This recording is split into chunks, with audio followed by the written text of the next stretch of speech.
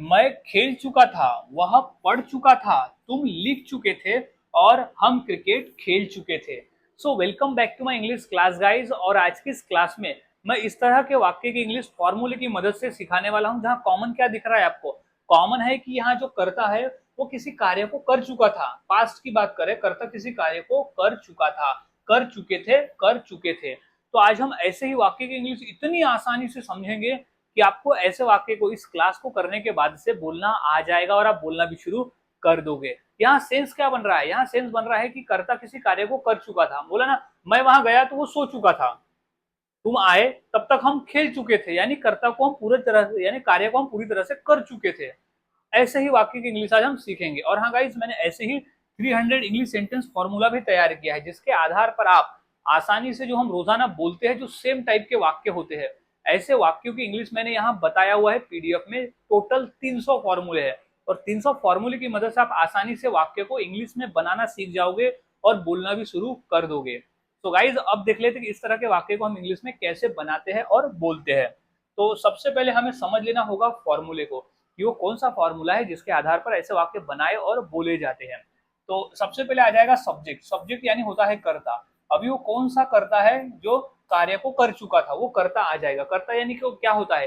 I, you, he, she, it, दे या किसी का नाम। तो वहां कर्ता की जगह हम लिख देंगे। जैसे कर्ता मैं हूं तो मैं आई लिखूंगा। तुम कर चुके थे तो यू आ जाएगा। वह कर चुका था तो ही आ जाएगा। यानी वहां सब्जेक्ट के अनुसार, यानी सिचुएशन के अनुसार हम सब्जेक्ट को लिखेंगे। अब आ जाएगा हैड। हैड का मतलब होता है कि चुकी थी, चुका था, चुके थे, इसी का मतलब होता है। और हैड प्लस V3 का ही मतलब होता है कि चुका था, चुकी थी। ये वाक्य की पहचान है। ये हिंदी के वाक्य में अगर इस तरह से आया तो हम हैड प्लस V3 का प्रयोग करते हैं। अब V3 क्या है? तो V3 एक क्रिया है। क्रिया है जिसका तीसरा फॉर्म हमें लिखना होता है। हैड जो है वो थर्ड फॉर्म हमें वर्ब की लिखनी होती है हैड के बाद में, प्लस ऑब्जेक्ट बचा हुआ भाग। यहाँ जो सब्जेक्ट है वो हर सब्जेक्ट के साथ में हैड का प्रयोग हम करेंगे। सब्जेक्ट कोई भी हो, हम हैड का प्रयोग करेंगे। अब हमने फॉर्मूला समझ लिया। अब फॉर्मूले के आधार पर हम वन बाय वन वाक्य को इंग्लिश में बनाना सीखते हैं।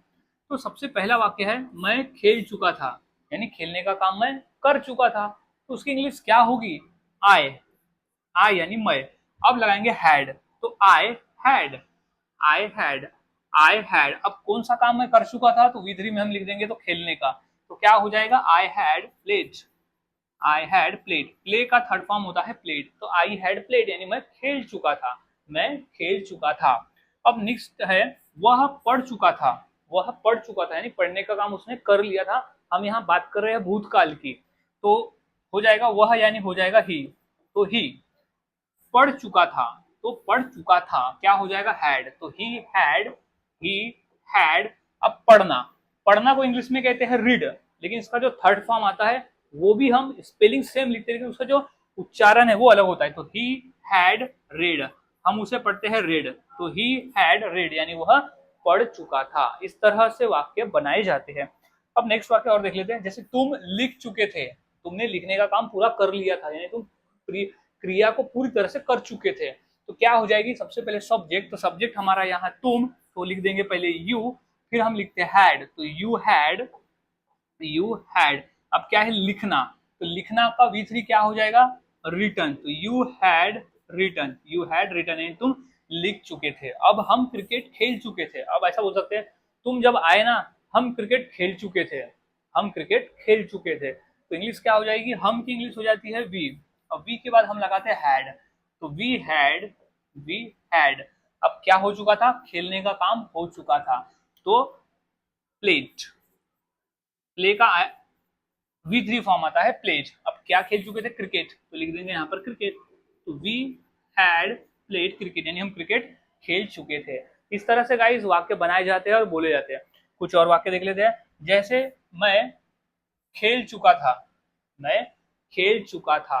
तो इसकी इंग्लिश क्या हो जाएगी? तो आए, आए आ जाएगा सबसे पहले आए। अब ये खेल चुका था तो हो चुका है। तो यहां मैं लिख दूंगा मैं सो चुका था, मैं सो चुका था यानी सोया था, मैं सो चुका था। तो क्या हो जाएगी? आए। अब चुका था क्या हो जाएगा? हैड। तो आई हैड। अब क्या आ जाएगा? सोना। क्रिया क्या है? V3 लिख देंगे। सोना का V3 आता है स्लेप्ट। आई हैड स्लेप्ट यानी मैं सो चुका था, मैं सो चुका था। अब दूसरा देख लेते हैं।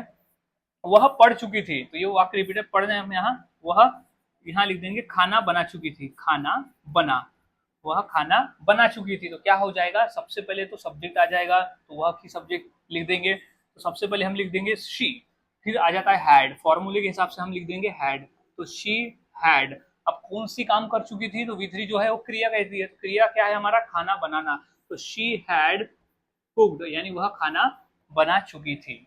तो गाइज इस तरह से वाक्य बनते हैं और बोले जाते हैं, बहुत आसान है। फॉर्मूले को याद में रखें और प्रैक्टिस करें, जितना प्रैक्टिस करोगे उतना ही आसान वाक्य हो जाता है। तो अब इसी फॉर्मूले के आधार पर दो वाक्य, जैसे मैं अखबार पढ़ चुका था और वह यहाँ आ चुकी थी, तो ये दो वाक्य की इंग्लिश क्या होगी, इस फॉर्मूले के आधार पर मुझे कमेंट करके जरूर बताएं।